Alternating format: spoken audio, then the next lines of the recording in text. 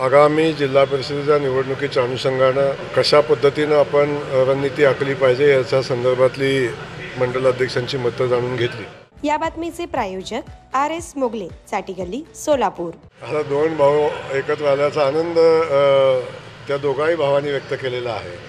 याच्या पलीकडे आपण काय बोलावं, पण मी तुम्हाला सांगतो की महाराष्ट्रामध्ये भारतीय जनता पक्ष मजबूत आहे, आमची महायुती मजबूत आहे आणि कोणी एकत्र आलं, हे का एकत्र आलं याचा विचार आपण केला।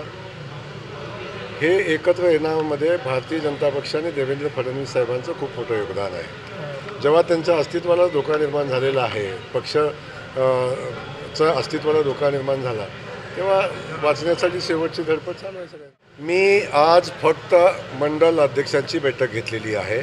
या बैठकीला कोणतेही आमदार अपेक्षित नव्हते। जे आमदार माझ्यासोबत आहेत ते आम्ही मिळून एका कार्यक्रमाला चाललेलो आहोत। त्या कार्यक्रमासाठी आम्ही सगळे एकत्र आहोत।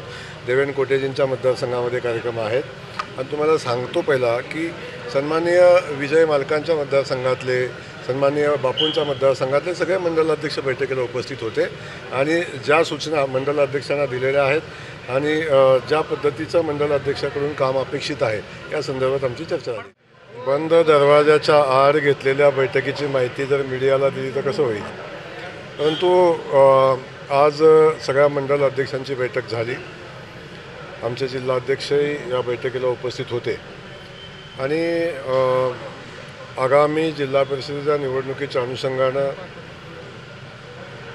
कशा पद्धतीनं आपण रणनीती आखली पाहिजे याच्या संदर्भातली मंडल अध्यक्षांची मतं जाणून घेतली आणि याच्या पलीकडे जाऊन आता जिल्हा कमिट्या, तालुका कमिट्या, SCOच्या नेमणुका आणि DPDCच्या निधीच्या वितरणासंदर्भातली चर्चा झाली।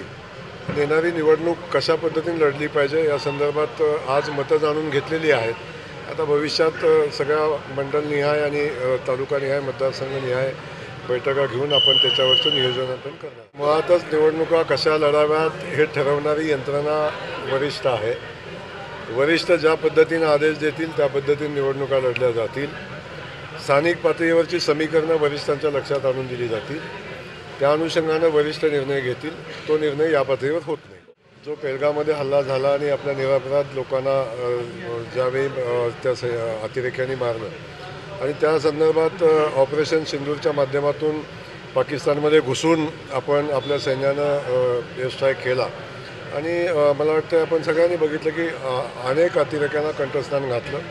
आज जो कामगिरी सैनिकांनी केलेली आहे, भारतीय सैन्याने केली आहे, त्याचं आम्हा सगळ्या भारतीयांना गर्व आहे, आम्हालाही गर्व आहे आणि खूप खूप सैनिकांचं या निमित्तानं अभिनंदन।